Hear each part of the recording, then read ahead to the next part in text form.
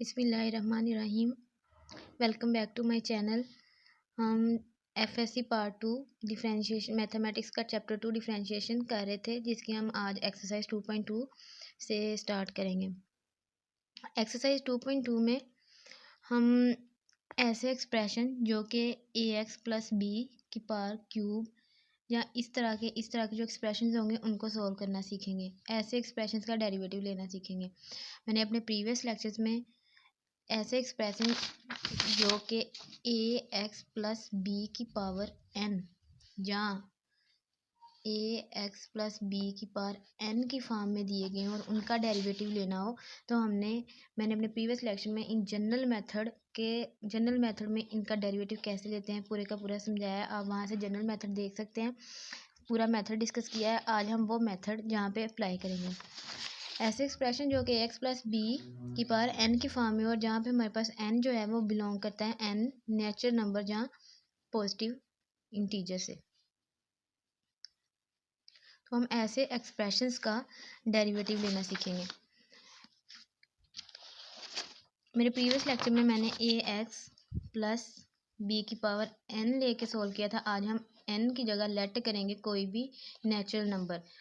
तो हमारी जो गिवन क्वेश्चन है उसमें 5 पार्ट दिए गए हैं। उनमें हम सबसे पहले वाला पार्ट सोल्व करेंगे, ए एक्स प्लस बी की पावर क्यूब। हमारी क्वेश्चन की स्टेटमेंट क्या है? Find from first principle the derivative of the following expression with respect to their respective independent variables.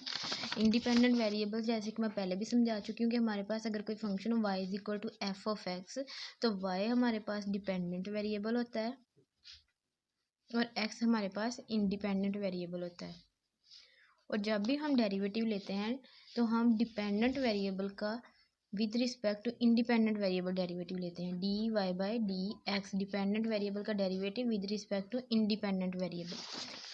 तो हम यहाँ पे पहला पार्ट जो है उसमें x हमारा इंडिपेंडेंट वेरिएबल है, दूसरे में भी x है, तीसरे में हमारा t है, चौथे में भी x है और पाँचवें में हमारा इंडिपेंडेंट वेरिएबल z है। तो हम इन क्वेश्चंस को इंडिपेंडेंट वेरिएबल के रिस्पेक्ट बाय फर्स्ट प्रिंसिपल से डेरिवेटिव लेना सीखेंगे। फर्स्ट प्रिंसिपल हमारे पास क्या है कि सबसे पहले हमारे पास कोई भी एक्सप्रेशन जो कि गिवन है that as a x plus b की क्यूब, तो सबसे पहले हम उसको लेट करेंगे। पहला स्टेप हमारा इस एक्सप्रेशन को। सेकंड, हम बोथ साइड्स पे इंक्रीमेंट लेंगे, वाई वाली साइड पे विद रिस्पेक्ट टू वाई और एक्स वाली साइड पे with respect to x. Third step हमारा है कि हम y को राइट साइड पे ले जाएंगे, जहाँ पे वो प्लस हो रहा है दूसरी साइड पे जाके माइनस हो जाएगा। फोर्थ स्टेप हमारा क्या है? हम बोथ साइड्स को डेल्टा x से डिवाइड कर देंगे। ठीक है। फिफ्थ और हमारा लास्ट स्टेप है कि हम limit delta x approaches to 0 apply करेंगे बोथ साइड्स पे।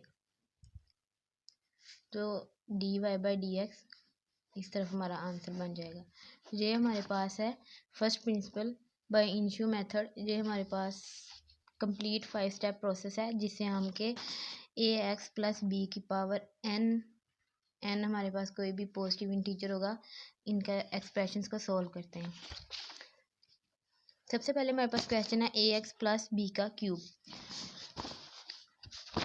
जैसे कि हमारे पास मेथड है y is equal to a x plus b का क्यूब, तो ये हमारा हो गया फर्स्ट स्टेप।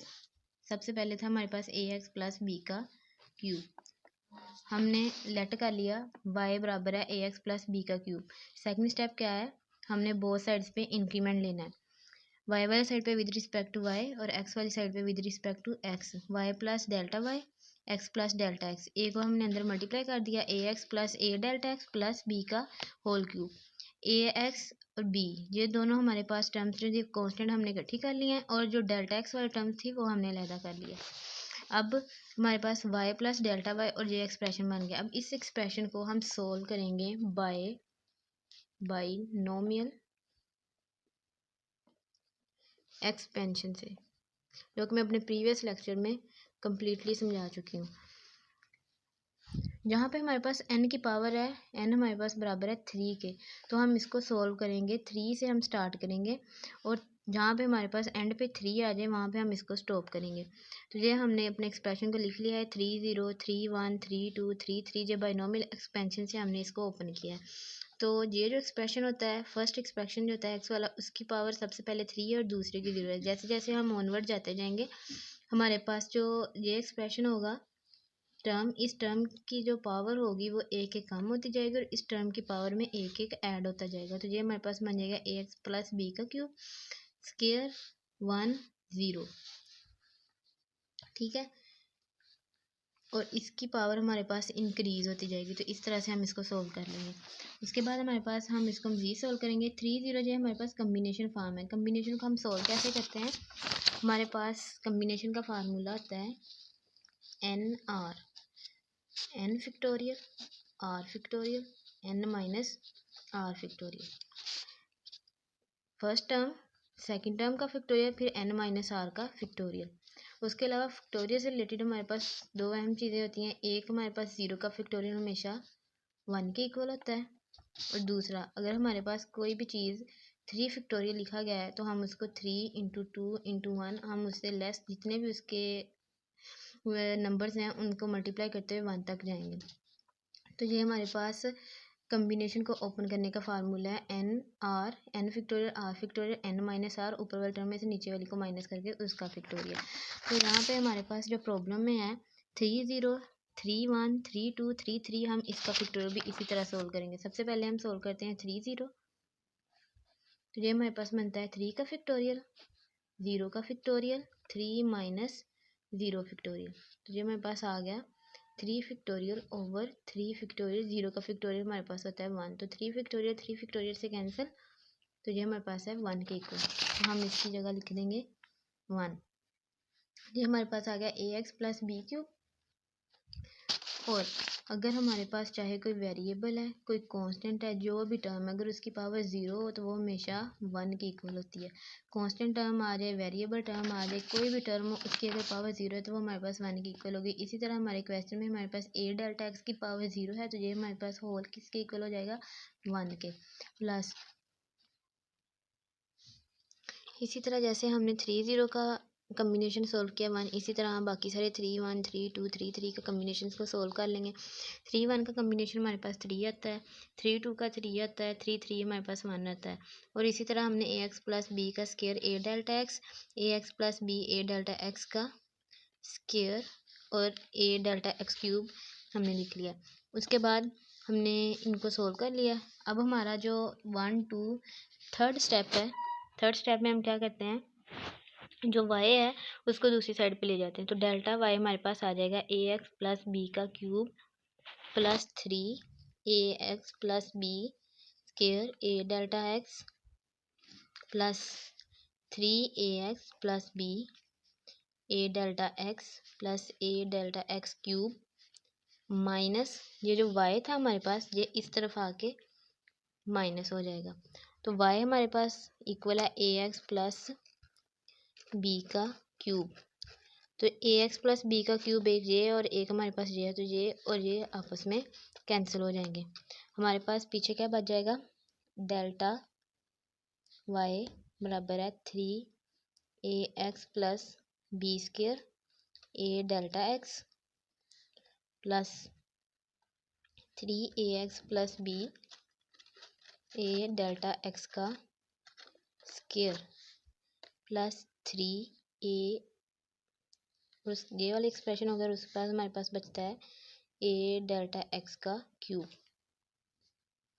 अब इसके बाद हमारे पता है कि इस क्वेश्चन में इस ये जो हमारे पास पूरा इक्वेशन बना है इसमें डेल्टा एक्स सारी टर्म्स में कॉमन है, तो हम डेल्टा एक्स को कॉमन ले लेंगे।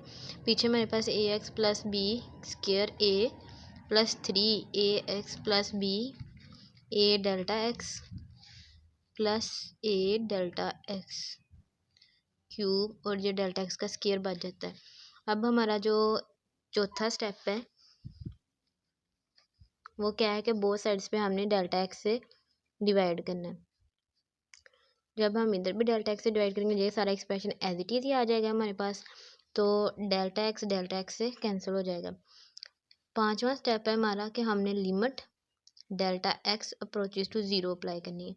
Delta y by delta x बराबर आ जाएगा, ये जो हमारा सारा एक्सप्रेशन है, limit delta x approaches to 0 3 a x plus b का square a plus 3 a x plus b a delta x plus a cube delta x का स्क्वायर, ये हमारे पास एज इट इज़ आ जाएगा।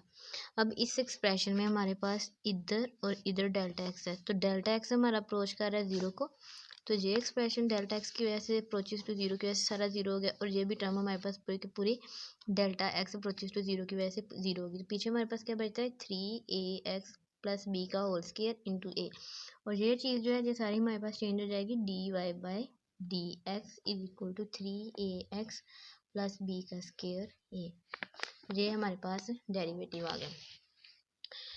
जो भी एक्सप्रेशन हमारे पास होंगे ए एक्स प्लस बी की क्यूब, मतलब जहाँ पे हमारे पास एन की जो भी वैल्यू हो उनको सोल्व करने का हमारे पास सेम टू सेम जो फर्स्ट प्रिंसिपल के हमारे पास 5 स्टेप्स हैं वही हैं। सबसे पहले हम लेट कर लेंगे, फिर हम बोथ साइड्स पे इंक्रीमेंट लेंगे, थोड़ी सी सिंप्लीफिकेशन के बाद हमने बोथ साइड्स को डिवाइड कर बाय जो है उसको हम राइट साइड पे ले गए हैं।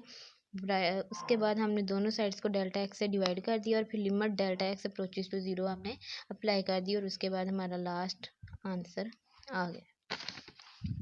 इसी तरह हम एक्सरसाइज 2.2 के जो बाकी क्वेश्चन है, question number 2, question number 3, question number 4 और 5, सेम टू सेम इसी मेथड को यूज़ करते हुए हम सोल्व कर लेंगे।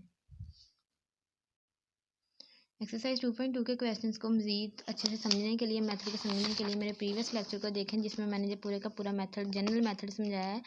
और ज़्यादा से ज़्यादा मेरे चैनल को लाइक करें, सब्सक्राइब करें और शेयर करें।